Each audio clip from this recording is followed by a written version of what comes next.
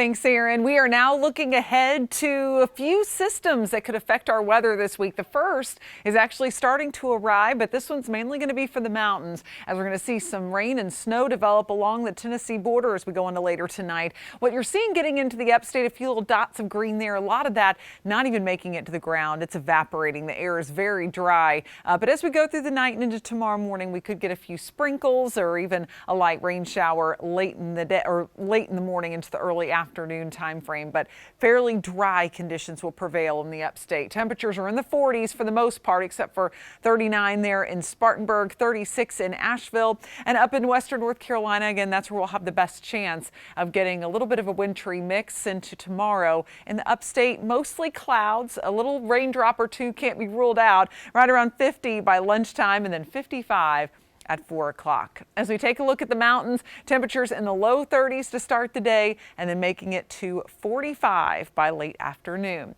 So on the Carolina Sky Meter, we're going to give it a passing grade with a 7. Not the nicest day in the mountains, but really not all that bad in the upstate. Just some clouds, and temperatures will actually be a degree or two above normal for this time of year. But that is not going to be the case later in the week. We have some big time chilly air coming. Tonight, though, 36 degrees, partly cloudy skies, and then as we wake up tomorrow morning, especially up in the mountains, take a look. You've got that rain and snow mix, maybe a sprinkle in the upstate, but again, rain chance very, very low for us outside the mountains. And we'll continue to see a little bit of snow and rain mix up near the Tennessee line through about 3 p.m. tomorrow. And then it clears up so that by Tuesday night into Wednesday, it looks mostly dry. Then things start to change. So I showed you the GFS model earlier. Here's the European model. Those are our two big global models that we look at, especially when a system is about 4 days out. And here's what we're seeing right now. As we go into Thursday evening, kind of an arbitrary time to stop there, but just you kind of get the idea. 9:30 at night, later in the evening after the sun's gone down, we'll start to see some moisture and we'll get some snow going in western North Carolina. But at this point, it's still going to be too warm for that in the upstate. It's going to be all rain. But overnight, we'll get some heavier precipitation amounts.